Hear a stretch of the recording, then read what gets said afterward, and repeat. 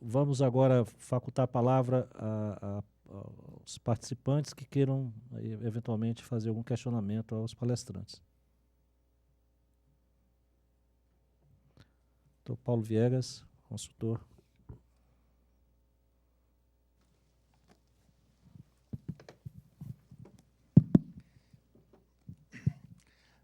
Bom, eu queria fazer duas perguntas, mas ouvindo o doutor Murilo de Aragão falar, eu me lembrei de um fato que aconteceu, e eu quero rapidamente comentar sobre isso, porque o Helder, ele sempre foi um entusiasta da gente buscar as formalizações dessas relações intergovernamentais. Eu me lembro que em 2007 eu trabalhava com ele na presidência do Senado, e ele me incumbiu de tentar promover uma reunião com representantes de alguns escritórios e pessoas que estavam acompanhando o andamento do processo legislativo.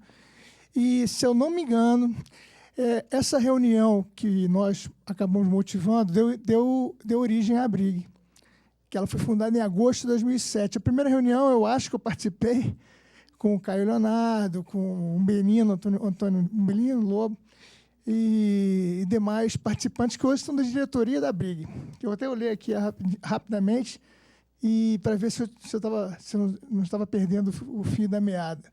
E nós motivamos a reunião dessas pessoas e saímos do circuito, deixamos eles se entenderem. Mas a primeira e segunda reunião, eu me lembro de ter participado, mas não entramos nisso. Né, estando na ponta do governo, nós fomentamos, né, a criação de uma organização para tentar fazer as partes, né, conversarem entre elas e depois seguir em frente sozinhos. Né? E isso acabou, se não me falha a memória, foi isso que deu origem à BRIG. Tá? Agora, eu queria fazer duas perguntas aos componentes da mesa. A primeira é, em que medida que formalizar o lobby, ou melhor, as relações governamentais, não se abre mão da inclusão da sociedade na participação das decisões de governo. Ou seja, em que medida que a formalização pode ser feita, o que facilita o desenvolvimento econômico, pode abrir uma série de benefícios para a sociedade brasileira, mas em que medida que isso não exclui a participação maior da sociedade? Em que medida que não se abre mão, né, de ser inclusivo à medida que a gente formaliza essas relações? Essa é a primeira pergunta. A segunda e aí eu volto, aproveitando também para falar do doutor Murilo, em que medida que o Estatuto da OAB, por si só, ele não atende ao que se pretende em termos de formalização dessas relações, na medida em que ele é uma regra, né, uma norma que possibilita a representação de agentes econômicos, políticos dentro da nossa sociedade. Então, em que medida que é necessária uma lei que vá além do Estatuto da OAB em termos de representação? Ok. Só sintetizando, eu acho que o doutor Luiz Alberto, estou aqui como um mero mediador, mas pode sintetizar isso a partir da própria provocação do doutor Murilo, né? Dizendo, talvez, apontando para a não urgência e nem a necessidade de nós termos mais uma norma para tratar desse assunto. E aí eu, logo em seguida, passo para o doutor Eduardo Galvão para rapidamente os dois tratarem dessa questão. É necessário realmente uma norma ou ela vai acabar criando um privilégio em detrimento da representação, né, política? Eu gostaria de deixar bem claro que eu divirjo radicalmente da ideia de que essa lei não seja urgente. Eu acho que uma lei que há 30 anos ou mais quase 30 anos, né, vem sendo discutida no cenário do Legislativo e até hoje não se concluiu, ela é mais do que urgente. Mas há problemas que impedem, sim, que essa lei seja aprovada. E um dos problemas é exatamente o fato de que essa lei fere alguns interesses. E os interesses são daqueles que, obviamente, acham que uma legislação como essa pode tornar menos propício o exercício da sua atividade. Esse é um dos elementos que podem estar prejudicando a apreciação de uma proposta que começa a ser debatida no final dos anos 80 no Brasil e que já enfrentou, de fato, como bem disse aqui o Dr. Murilo, alguns momentos em que ela era não apenas uma lei que vinha com atraso, ou uma regulamentação que vinha com atraso, mas que vinha para apagar um incêndio. Mas não, mesmo assim não surtiu os efeitos que precisava. Por quê? Porque não se concretizou o processo. O presidente Fernando Henrique Cardoso, em 2001, 2002, editou uma série de decretos para tentar, no executivo, disciplinar, por exemplo, a concessão de audiências. Até mesmo chegou a propor e colocou em decreto a exigência de um registro de lobby. Durou o quê? 1 mês, 2 meses. Foi revogado. Não se concretizou. Exatamente, foi revogado. Então vejam que há uma lacuna séria aí, do ponto de vista normativo e institucional, numa questão que envolve, sim, a questão da transparência. Uma frase mais do que conhecida de todos é a frase do famoso advogado e posteriormente juiz da Suprema Corte estadunidense, Louis Brandeis, que já em 1914 ele usava essa expressão, que a publicidade é o melhor remédio para as doenças industriais e sociais.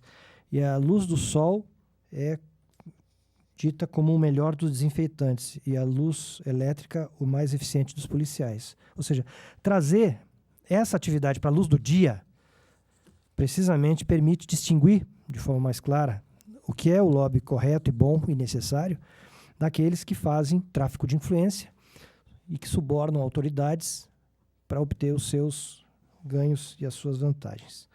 Qual é o problema de se ter um sistema de credenciamento em que para alguém realizar um contato de lobby, e isso tem que ser claramente definido em lei, o que é lobby para esse efeito, evitando assim que haja contatos não transparentes. Qual é o problema desse profissional cadastrado e credenciado, e cuja lista de credenciados tem que ser pública em dados abertos para a sociedade, relate anualmente, informe as suas atividades, para que a própria sociedade saiba o que foi feito e com quem?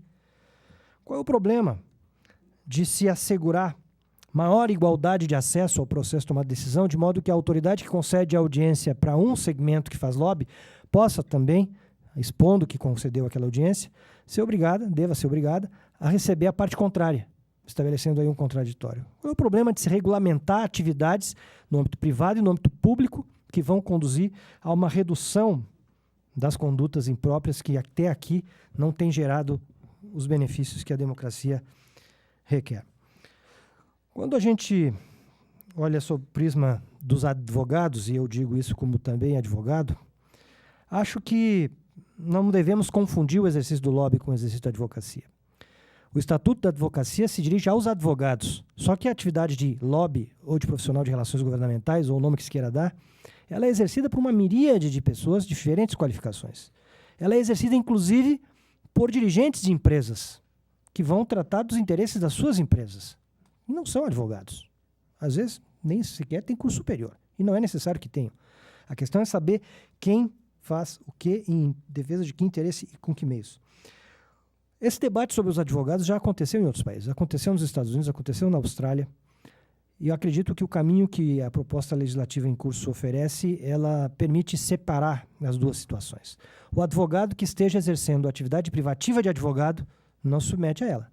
Agora, o advogado que se meta a fazer lobby, e aí é outra discussão, claro, aí ele tem que seguir as regras que qualquer outro indivíduo, qualquer outro profissional. Não é porque tem a carteirinha do OAB que ele está acima da lei e acima do interesse público. Ele tem que se sujeitar às mesmas regras. Então, é preciso saber separar, e claro, é difícil, mas é um esforço que precisa ser feito no debate dessa legislação.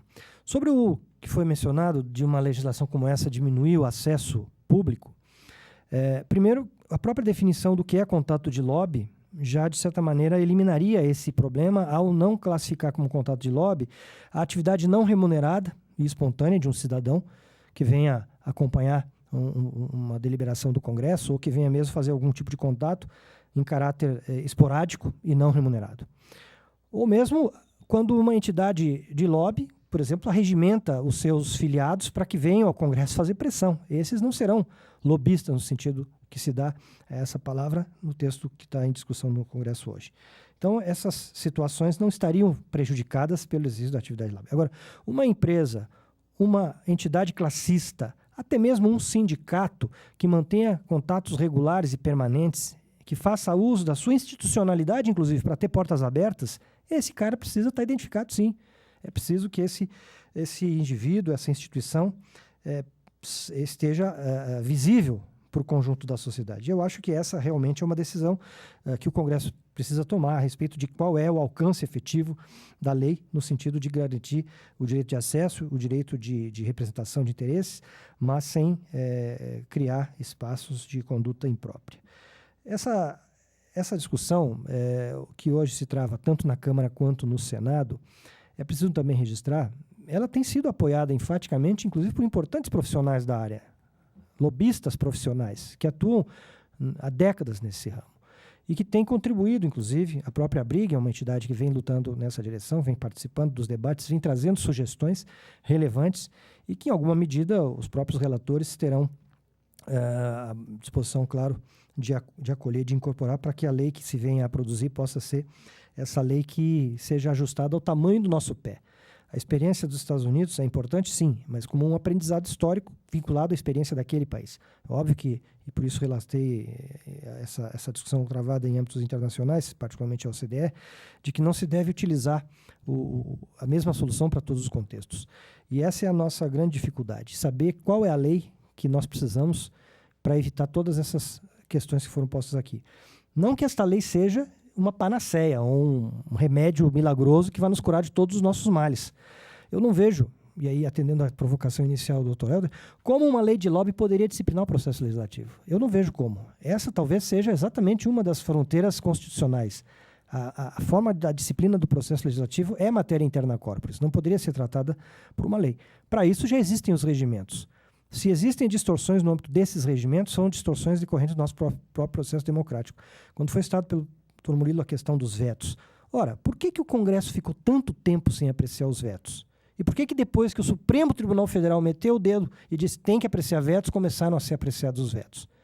Havia uma relação de conveniência recíproca, tanto do Legislativo quanto do Executivo, de deixar acumular 3 mil vetos numa pilha e que estão, inclusive, para o passado, não vão ser deliberados nunca.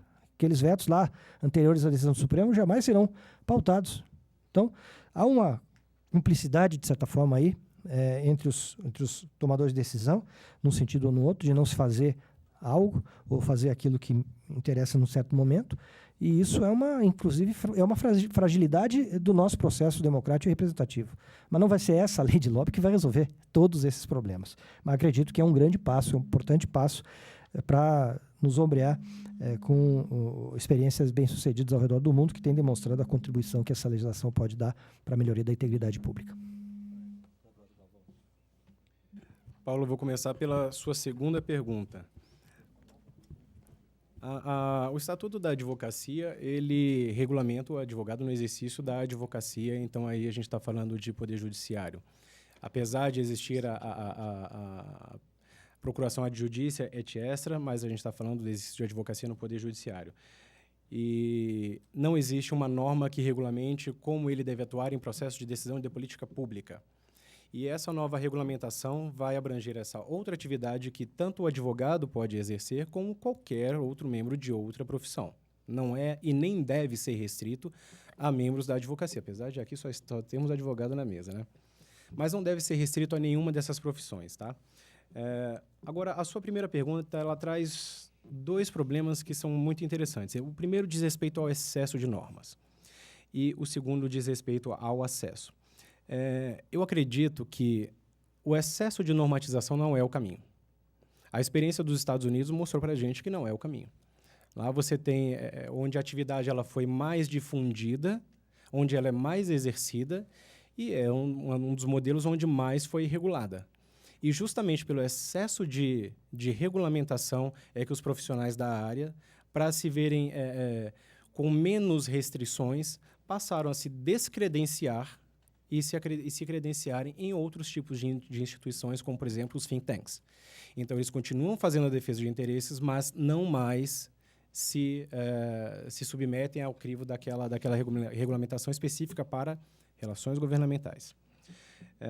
E o segundo ponto é a questão do acesso. Normalmente, quem é contrário à regulamentação bate nesse ponto. Afirma que regulamentar vai significar restringir o acesso a grupos. Tá? É importante aqui dizer que não se deve ser favorável a qualquer tipo de restrição de acesso ao parlamento. A regulamentação ela não pode ter o condão de restringir o acesso, nem o condão de restringir a informação, a integridade da informação e a simetria da informação, e nem a isonomia de tratamento. Grupos diferentes devem sim ter acesso. Grupos diferentes devem ter igual tratamento em audiência pública, recebendo análise de impacto normativo, deve ser dado amplo acesso e tratamento isonômico para todas as partes. Acho que é isso.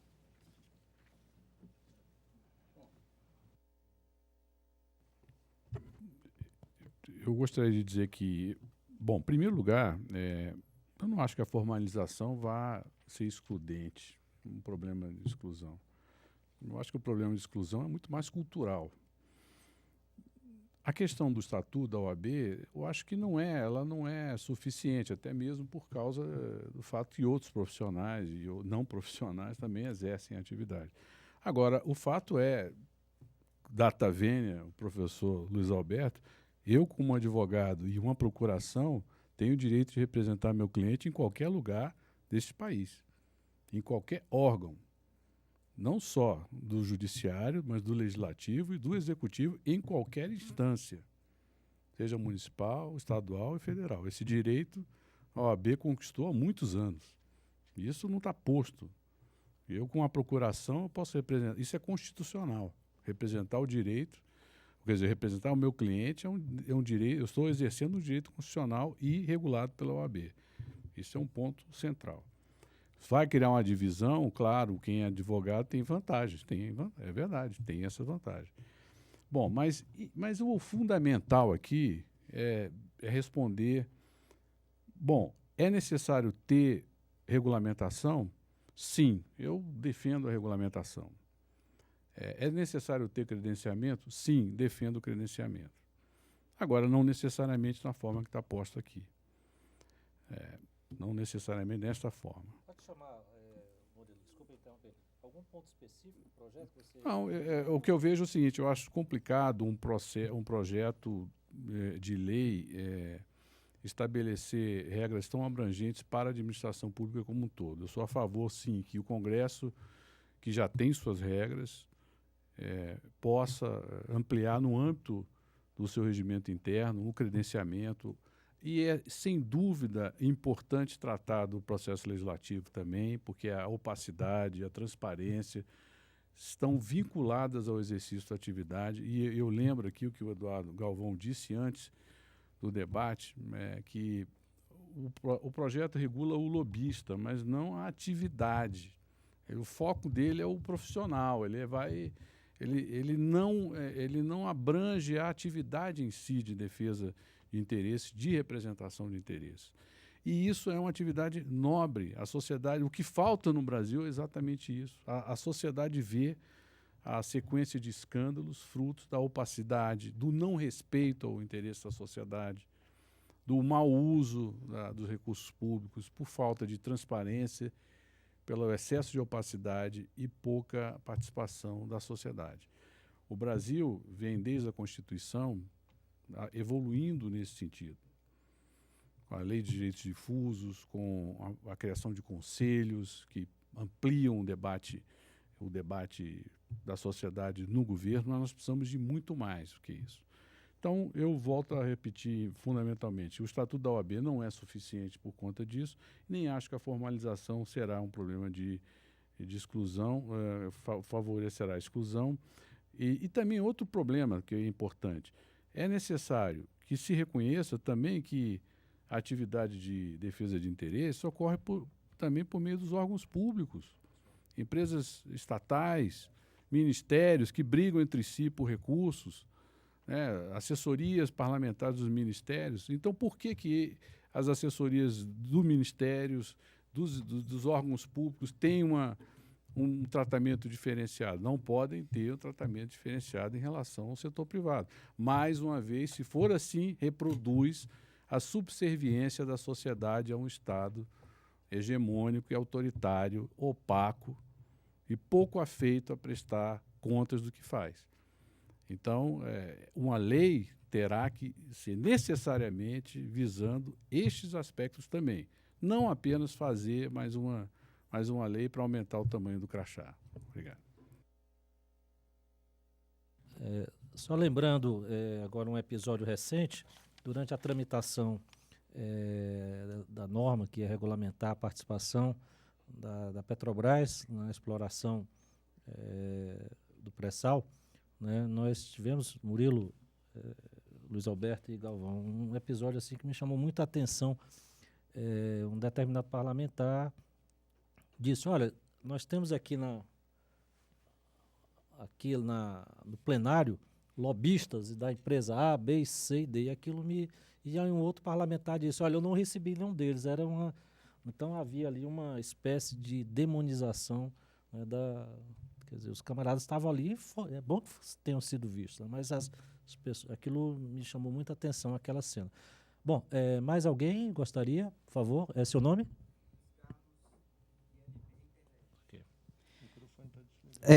Agora sim. A gente cuida muito das coisas aqui relativas ao Congresso Nacional, as relações entre os agentes que fazem parte do dia a dia aqui, né? E eu gostaria, até pedindo já desculpas, mudar um pouco o foco, aproveitando as presenças ilustres aí de pessoas tão gabaritadas, para comentar a respeito de se a gente pode transferir para a esfera municipal, até porque o Interleges é o programa que trata de apoio às câmaras municipais, essa relação dos grupos de interesse na esfera municipal. Queria que vocês comentassem sobre isso, por favor. Bom, eu entendo, pelo que eu entendi do questionamento, da colocação, é de que como levar esse debate para os estados e municípios. Quem puder... Bom, sem dúvida, é necessário que o debate seja estendido, né, aos estados e municípios, até porque nos estados e nos municípios, em especial nos municípios, ocorrem sérios problemas de falta de transparência, de opacidade, gasto público, né, no gasto público e no próprio processo decisório, enfim. Então, é necessário, sim, que se avance no debate. Mas é importante citar também que o Brasil hoje vive uma mudança cultural excepcional, em decorrência da Operação Lava Jato. Isso vai fazer com que leis que não eram aplicadas, né, no velho chavão que dizia que o Brasil tem leis que pegam e leis que não pegam, né? As leis agora, as que não pegavam, passaram a pegar. Então, isso aí vai causar um efeito diferenciado e com maior luz, como defende o professor Luiz Alberto, no processo decisório. Mas é fundamental que seja estimulado e que a participação da sociedade seja estimulada, porque é por meio dessa participação que a maior transparência vai ser alcançada. Queria acrescentar essa questão, um debate que foi travado quando da aprovação pelo Congresso Nacional da Lei de Acesso à Informação. Naquele momento, o Executivo encaminhou ao Congresso Nacional um projeto de lei orientado para a disciplina desse direito na esfera federal. Por deliberação do Congresso Nacional, essa lei federal se transformou em lei nacional, afetando as 3 esferas, portanto, estados, municípios e a própria União. Nesse processo ocorreram alguns tensionamentos, porque os entes subnacionais, em alguns casos, se sentiram invadidos na sua competência administrativa. E, por ser aquela uma lei de grande apelo social, popular, isso acabou fazendo com que muitos desses entes acabassem como que engolindo a sua crítica e se adaptando. Aprovaram até alguns deles leis próprias para disciplinar no seu âmbito o acesso à informação, mas aceitaram, de certa maneira, essa, entre aspas, invasão de competência por meio de uma lei federal que se tornou em lei nacional. No caso específico da legislação de lobby, os projetos até hoje apresentados no âmbito do Congresso Nacional, todos eles sempre também foram apresentados com o objetivo de disciplina da matéria no âmbito da União, portanto, não dirigidos aos entes subnacionais.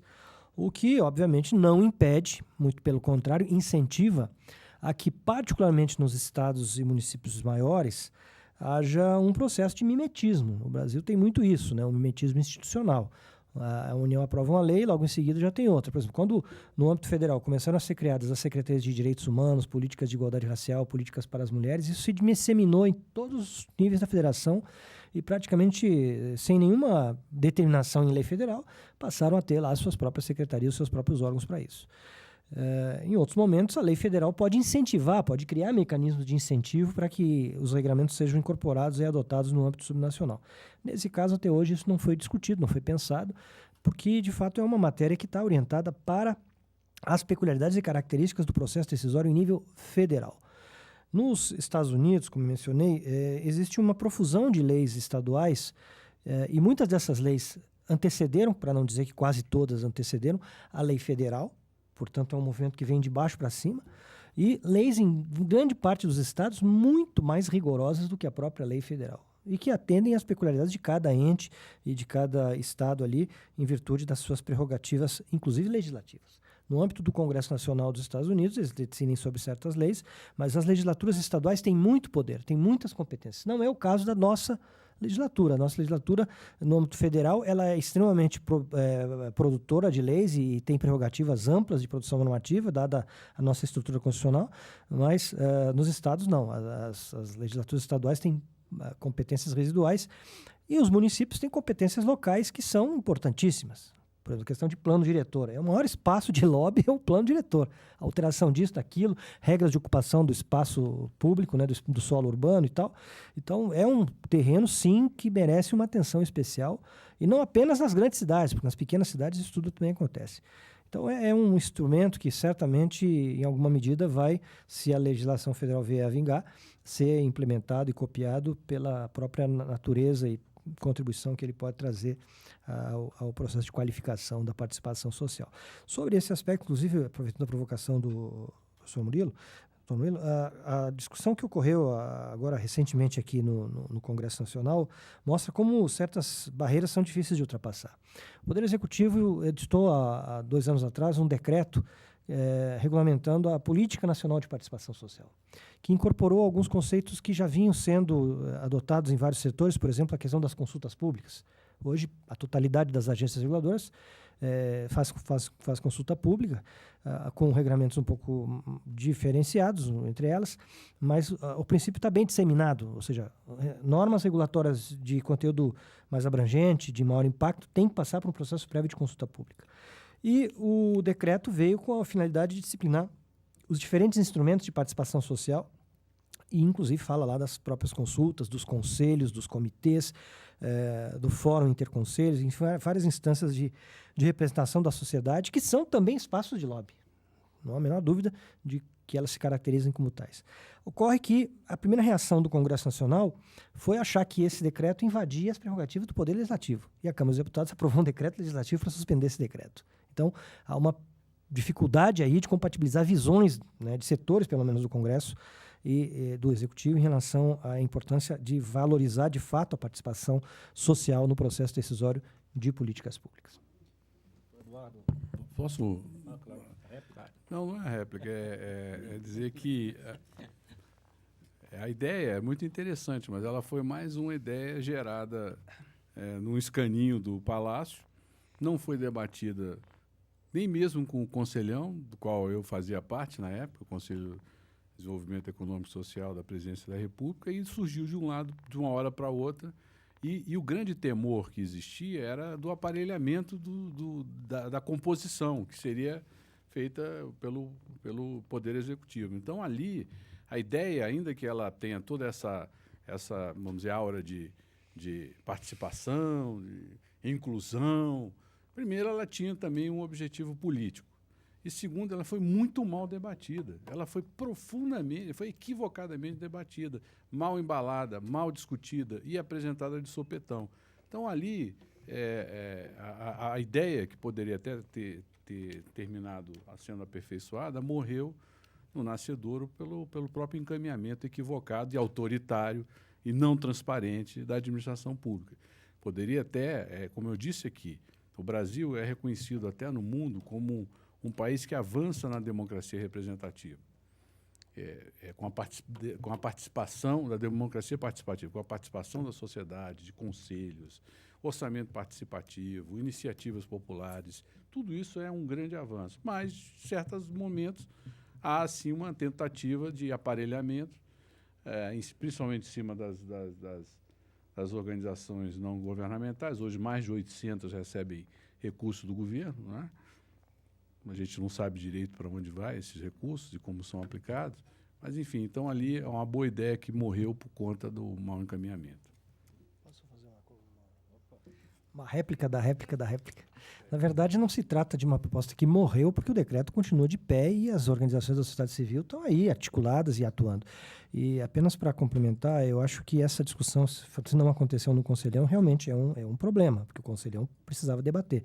Mas foi debatida com as entidades. Por 2 anos, a Secretaria-Geral da Presidência conduziu um processo com dezenas de entidades, chegou até a fazer uma consulta pública. E quando o decreto saiu, as entidades ficaram muito bravas, porque coisas que elas queriam que estivesse não estavam. Porque essas sim poderiam ser interpretadas pelo Congresso como invasivas das suas prerrogativas. Havia uma aspiração mais ampla até do que aquilo que foi contemplado. Eduardo, tem mais alguma... Sim, Luiz Carlos, essa sua pergunta me fez lembrar de um episódio ocorrido na semana passada, quando um repórter me procurou, interessado no resultado de uma pesquisa que nós veiculamos depois pelo site RealGov em Foco, que traçava o perfil do profissional de relações governamentais. E um dos resultados que nós mostramos lá é que mais da metade dos profissionais ouvidos estava situado na cidade de Brasília, trabalha na cidade de Brasília. Outros 25% estão situados na cidade de São Paulo. E os outros 25% estão distribuídos no resto do Brasil. Então, foi um resultado muito interessante. E o repórter perguntou para mim, isso quer dizer que tem que estar em Brasília para fazer relações governamentais? Eu falei, olha, existem diferentes leituras que se pode fazer do resultado. Eu vejo que existe, na verdade, espaço para que se cresça muito a atividade de relações governamentais em âmbito estadual e em âmbito municipal. Primeiro porque, como dizia, a vida acontece nas cidades. Então, é na cidade onde a gente vai discutir coisas que são muito mais afetas ao nosso dia a dia. Mas por que a atividade se concentra em Brasília? Acredito que aí é uma hipótese para uma outra pesquisa, mas acredito que é porque os interesses que se organizam o fazem interessados nas políticas do governo federal. Então, acredito que é por essa razão que a maior parte dos profissionais está situada em Brasília, embora nem todas as empresas, nem todas as associações que atuam no governo federal estejam estabelecidas em Brasília. Um exemplo de relações governamentais feito em âmbito municipal, e que até o professor Murilo Aragão citou aqui, que o Brasil é exemplo mundial, é o orçamento participativo, onde diferentemente daquele modelo representativo em que elegemos os nossos representantes e diferentemente daquele modelo de democracia participativa onde se influencia no processo, esse modelo de democracia participativa, a sociedade delibera diretamente. Então, é um modelo muito interessante que tem sido replicado, já foi feito em Belo Horizonte, em Brasília, em Porto Alegre, para discutir orçamento público municipal. E essa experiência tem crescido e tem trazido novas experiências e novas abordagens para o processo de relações governamentais. Já em razão do adiantar da hora, consulto se tem mais alguém para fazer a última... por favor. Meu nome é Danilo. Antes da pergunta do colega, só fazer aqui uma avaliação parcial. O moderador está achando o debate muito moderado. Ele, às vezes, se mais nos outros, né, podemos explorar temáticas mais há espaço ainda para essa discussão. Bom, meu nome é Danilo, sou da OpenLex. E eu queria trabalhar aqui a questão da tecnologia, como que ela pode ajudar na transparência, né? Por exemplo, depois que houve o advento da internet e tudo mais, não há mais desculpa técnica por não liberar os dados ou mostrar o que se faz em determinada instituição. Então, eu queria saber da mesa como que a mesa enxerga a relação em questão da opacidade, como que vocês veem a questão de abertura de dados, se elas podem, de fato, contribuir para esse debate. Ao invés de discutir legislação sobre a regulamentação do lobby, discutir sobre legislação de transparência, de políticas públicas de abertura de dados, enfim.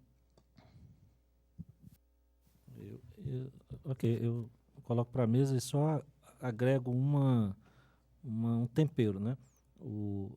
Que já foi, de certa forma, tratado aqui de maneira indireta. Né? Até a opacidade e os caminhos que se abrem a partir da opacidade para a corrupção.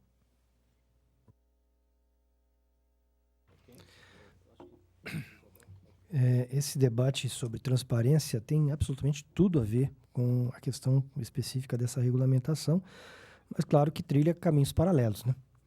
Quando os Estados Unidos aprovaram lá, em 1995, a lei sobre transparência do lobby, uma das preocupações era com o sistema de cadastramento. Pela primeira vez, o executivo passou a ser sujeito a essa mesma legislação e as instituições tinham que se registrar e apresentar os seus dados de atuação e tal.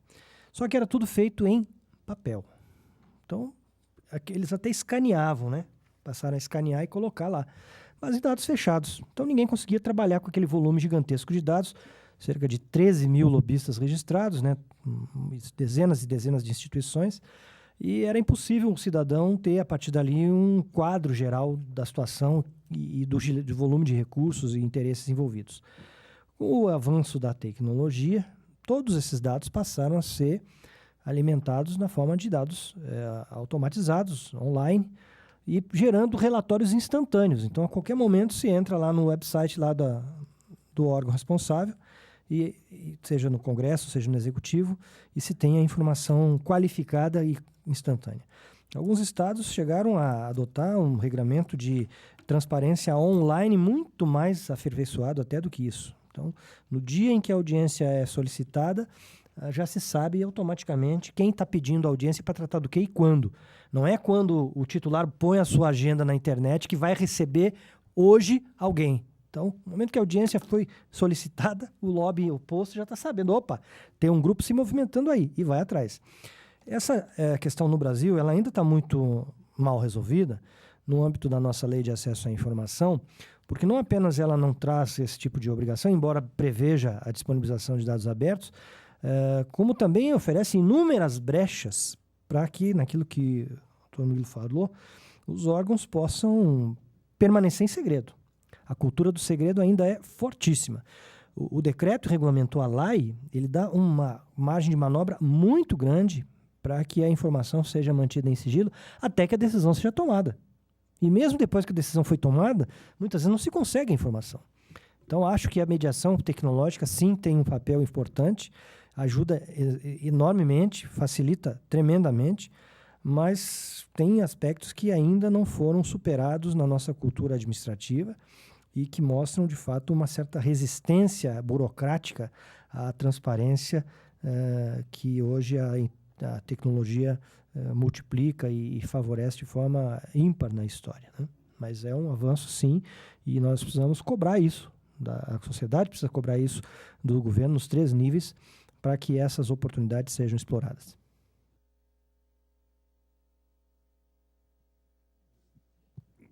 Eu não tenho dúvida de que o caminho é a tecnologia e a cultura do uso da tecnologia.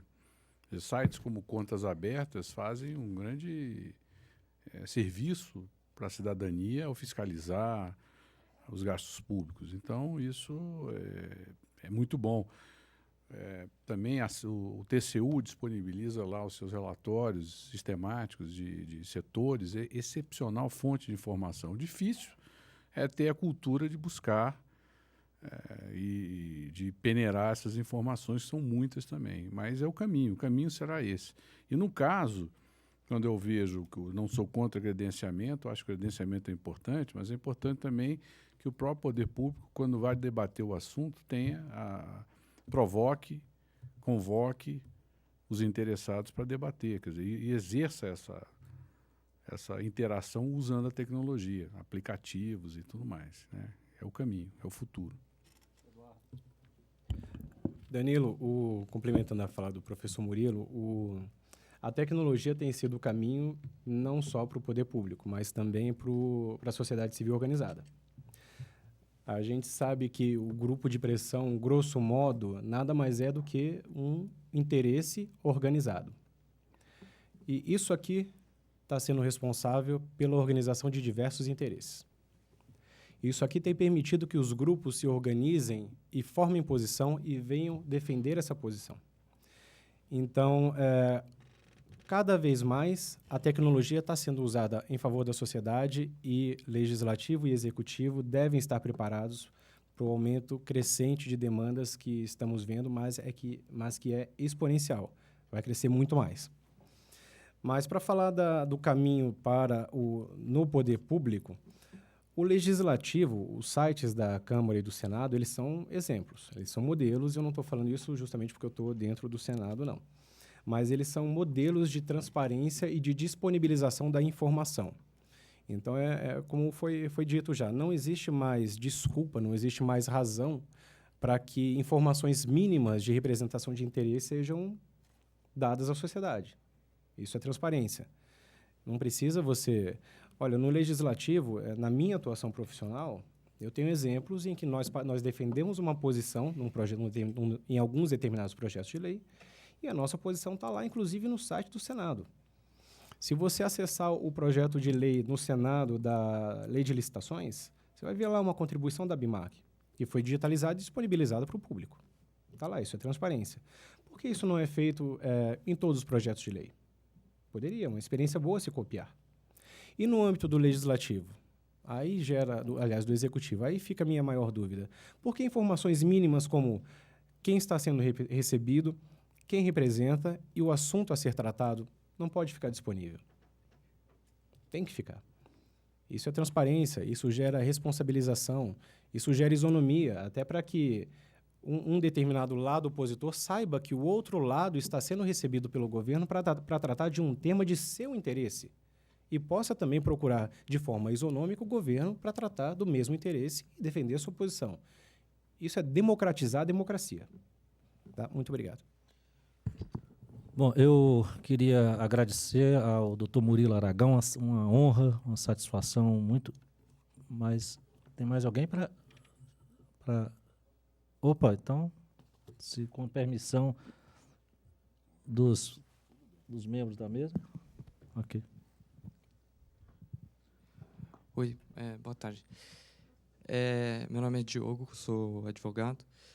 Minha pergunta é a seguinte: quanto à eficácia de uma eventual regulação, se fosse aprovada, como o professor Eduardo comentou, lá nos Estados Unidos eu estive lá fazendo um curso ano passado e realmente o número de lobistas registrados tem caído nos últimos anos porque o próprio professor que me deu aula lá fazia isso, ele não se registrava e ele era um consultor que dá advisor, uma coisa, um título qualquer, mas na verdade ele era um lobista, um ex-membro da administração Clinton, etc. E a minha pergunta é em relação à eficácia de principalmente o professor Luiz Alberto, a eficácia de uma norma que fosse aprovada. O que aconteceria aqui no Brasil? Tem um ditado que os advogados gostam muito: ete a la lei, ete a la trampa. Nos Estados Unidos, quando eles começaram a exigir o registro de lobby, isso foi lá na metade da década de 40, imediatamente todos os buracos que a lei tinha foram amplamente explorados. Então, o número de lobistas registrados era muito abaixo do efetivo real que exercia a profissão. Com a lei de 95, isso foi enfrentado e os buracos muitos deles foram reduzidos. Ainda assim tem. A lei de 2007, mais uma vez, foi para tentar evitar que lobistas disfarçados de assessores fossem lobistas.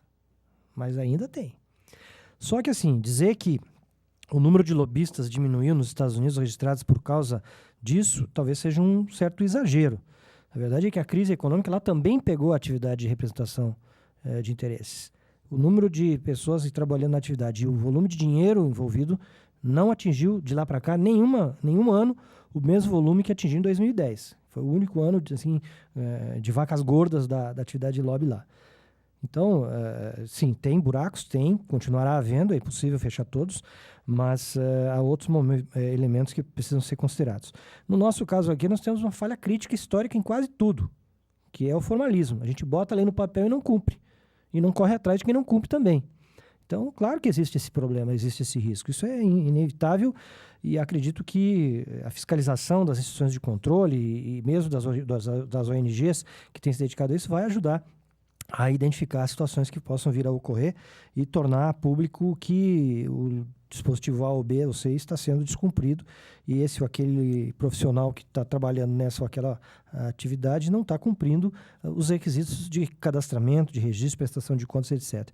Então é um processo, a gente vai ter que fazer primeiro para ver onde é que vão ficar esses buracos para tentar depois, obviamente, correr atrás deles. É um aprendizado, é um processo e ele é permanente.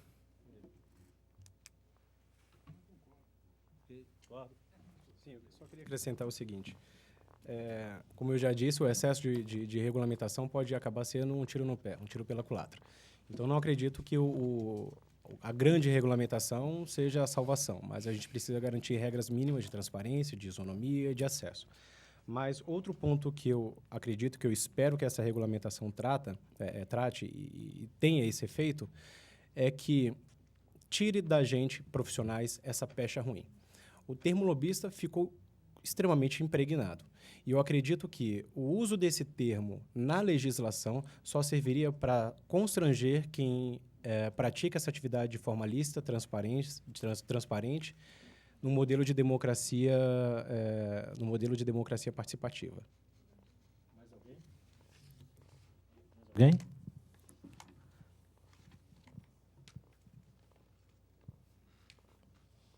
Por favor. Bom, então, eu queria mais uma vez agradecer a presença honrosa do professor Dr. Murilo Aragão, professor Dr. Luiz Alberto e do professor Eduardo Galvão.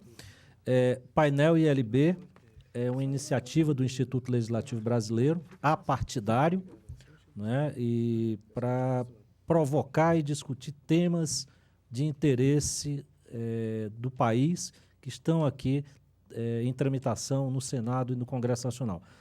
Dr. Luiz Alberto, só aqui como resultado desse evento, eu acho que, do ponto de vista pragmático, o senhor já tem aqui 2 convidados, né, para a audiência pública sob a relatoria do senador Ferraço. Mas é ele que vai convidar, não sou eu.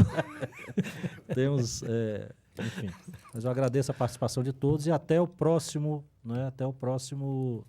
painel ILB. Okay. Muito bem.